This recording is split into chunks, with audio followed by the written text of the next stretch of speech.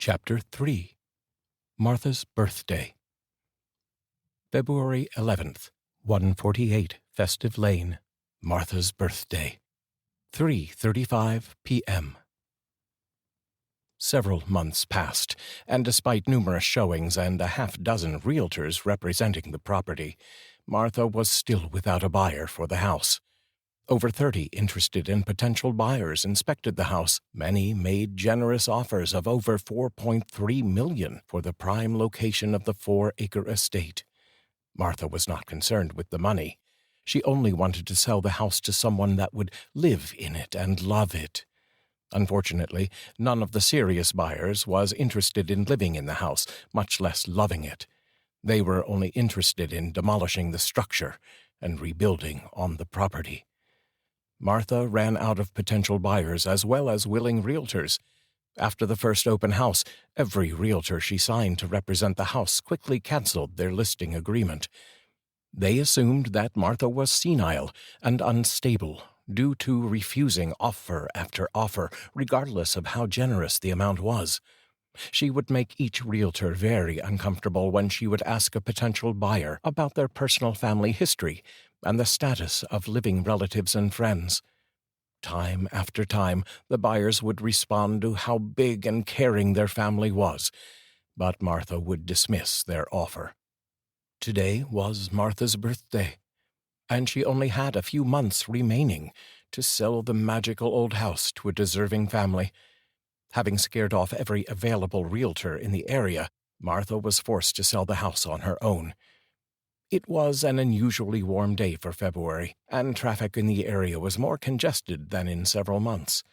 Martha was working down in her basement, trying to clean up some of the mess accumulated over the years. The dark, damp basement was dimly lit by the shadow of a bare incandescent lamp hanging from a black frayed electrical cord, casting its light. Martha rummaged through the effects of corrugated boxes when she came across newspapers dated 1936 that shouted headlines about a new Zeppelin being introduced in Germany. She found an old 10-ounce soda bottle that bottlers hadn't used for over 20 years. The more memories she uncovered, the more depressed she became. Every item brought back a memory that made her think fondly of better days. As she moved throughout the cellar, she passed in front of a ground-level basement window that looked out to the front yard. She could see the "For Sale by Owner" sign she had placed there 2 days earlier. She moved away from the window, and as a beam of light shined past her, it cast a natural spotlight on a mouse gnawing at a box that sat on the floor. Martha screamed. The mouse was just as startled and scampered off in a flash. Martha regained her composure and grabbed a nearby broom. She quietly and slowly moved toward where she last saw the mouse run off, and slowly raised the broom over her head. She turned the corner to a stack of boxes ready to pounce on the furry rodent, and the doorbell rang. She screamed again. Jumping back and dropping the broom, she tried to catch her breath. Her heart was pounding 1,000 beats per minute. She slowly made her way up the basement stairs to the kitchen area when the doorbell rang again. "Just a moment, I'm coming," she shouted. When Martha opened the front entry door, a young man, a younger woman, and a small 10-year-old boy greeted her. In his 30s, the handsome young man asked, "Excuse me, but is this house still for sale?" "Why, yes, it is. Would you like to come in and look around?" Martha asked. "Well, if it wouldn't be too much of an imposition, yes, that would be fine," the young man replied. Martha opened the door wide, and the 3 guests entered the house. Now in full view, the young woman was pregnant and carrying high. "It's going to be a girl," said Martha.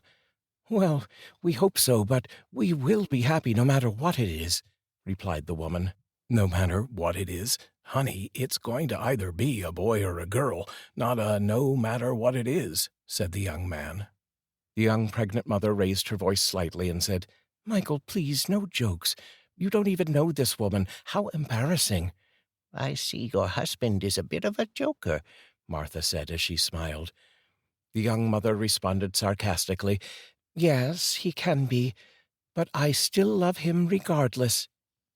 The young man was very handsome, tall with a muscular build. He was obviously a weightlifter or worked as a tradesman. His boyish face was bright and cheery as he chomped away on a wad of bubble gum stuck deep inside his cheek.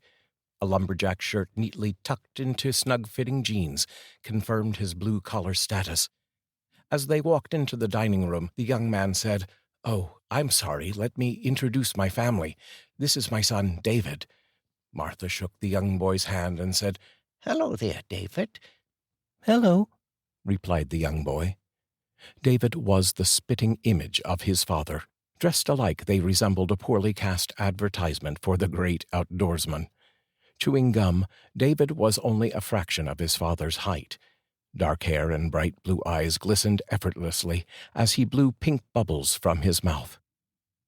"This is my wife, Ariana, and this is our soon-to-be offspring," as he pats her stomach.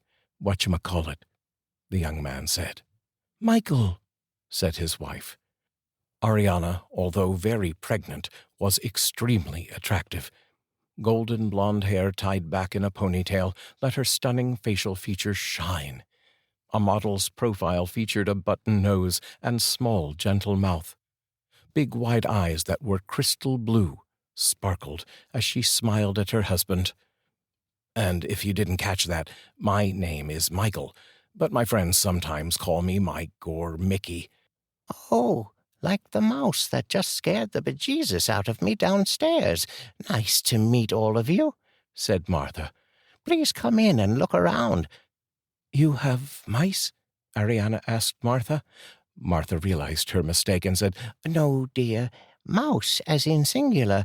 He is harmless and down in the basement." Ariana let out a sigh of relief as Michael added, "Well, if he's staying in the house, he will have to pay rent, right, David?" "Right, Dad," responded the young boy. As they toured the house, Michael turned to Martha and said, "Listen, Mrs. "Call me Martha." Okay, Martha, I have to be honest with you. We really love this old house. We have been driving past it for the last few weeks, but never had the nerve to ring your bell. You see, we can fix it up really nice, but we don't have very much money to spend." Martha paused a minute and said, "Tell me about your family. Are they excited about the new baby?" "Neither of us has any family. Michael's parents and brother died in a car accident about 10 years ago, and both of my parents passed away when I was 12. I am an only child," Ariana replied. "Oh, how sad," Martha said and continued. "Well, what about grandparents, aunts, uncles?" "No, we have no other family. It's just the three of us and the," patting her stomach, "unnamed addition on the way," Ariana responded as she smiled. "I would take it you have many friends, right, Michael?" asked Martha. "No, not really. We just relocated to this area from Las Vegas, where I was a contractor. Due to expansion, I got an offer to move here with my company, so we took advantage of the opportunity. Unfortunately, we left all of our friends behind," Michael said. "Well, I'm sure your closest friends will still visit when they get a chance," Martha replied. "Not unless they are supernatural," said Ariana. "Our two best friends were our best man and maid of honor at our wedding 11 years ago. They finally married a few years ago and then perished in a house fire last fall. It was so sad. It's one of the reasons we decided to relocate. A fresh start, if you know what I mean." "Have we depressed you enough yet, Martha?" Michael asked. He turned to Ariana and said, "Why did you tell her all that stuff? Now she probably thinks we're bad luck or something." He turned to Martha and said, "Don't worry, Martha. You won't die or anything in the next couple of months." Martha nearly spits out the coffee she was sipping at the time of Michael's statement and starts to cough. "Damn you, Michael. You're always screwing around," shouted Ariana. Michael patted Martha on the back and started to apologize profusely. "I'm sorry, Martha. That was just a joke. I didn't mean to upset you." "No problem, dear," as she coughs and gasps for air. "I'm not going anywhere just yet," Martha replied. Once Martha caught her breath, she asked the couple, "So, you would like to take my house tour, yes?" They both nodded their heads. As Michael and his family followed Martha from room to room, upstairs and down, they marveled at the story she told of each room. Ironically, each story was centered around Christmas. Even though the house needed major renovation, Michael and Ariana felt a sense of love built on the old mansion's memories. As they returned to the foyer area where the tour had begun, Martha asked, "So, Michael and Ariana, are you still interested in buying this run-down house? It needs quite a bit of fixing up." "We are still very interested, but as I mentioned, we don't have the kind of money you are probably asking for the house," Michael said. He spotted a listing sheet sitting on the table. As he reached for it, he asked, "Just how much are you asking for this property?" Martha snatched the sheet from his hand before he could read the asking price. "Well, how much can you afford to pay, Michael?" she asked. Michael looked at Ariana and then down at her large stomach, which reminded him he would soon have another mouth to feed. He stuttered and stalled, then professed, "Well, Martha, we can only afford a $200,000 mortgage, but I'm sure this house is worth 20 times that amount. We don't have very much money to put down either. I am very sorry for wasting your time." "Michael, Ariana," asked Martha, "I think we can work something out if you can promise 3 things. You must never tear down this house. You must love it with all your heart and must never resell it to anyone else unless they promise to do the same. Does that sound reasonable?" In a state of disbelief, Michael said, "Martha, I promise you, we will never tear down this beautiful old house. I am really excellent at my job. I have been a carpenter for many years. I can fix this house to look brand new again." "And do you have any money to do that, Michael? I mean, once the mortgage payments start?" Martha asked.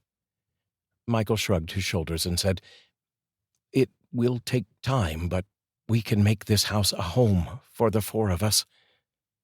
Martha smiled, extended her hand to Michael, and said, "You are very fortunate, Michael. This house was just recently reduced to $199,999. Congratulations." Ariana started to cry as she hugged Michael and said, "I can't believe it, Michael. Oh, my God, we've got a house. Martha, how can we ever thank you?" "You can thank me by doing 2 things. First, keeping your promises as discussed, and secondly, always being open-minded and welcoming visitors into this home with open arms. That's all you need to do," Martha responded. They both looked at Martha and readily agreed to her conditions. Michael and Ariana could not believe their luck. They talked with Martha about the closing details and the down payment. Martha called her attorney and asked him to prepare for a closing date that would take place on April 10th. Everything seemed to be in order for the sale of the house at 148 Festive Lane. Michael, Ariana, and David left and walked back to their car less than an hour later. Martha waved goodbye to them from the front door.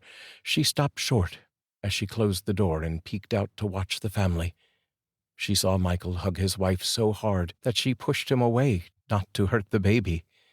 He was very excited as he walked up and down the front sidewalk and smiled at the house that would soon be theirs forever. Martha smiled to herself and shut the door completely. She walked back toward the kitchen, but stopped in the middle of the dining room. She looked up at the ceiling and said aloud, "I did it, Father.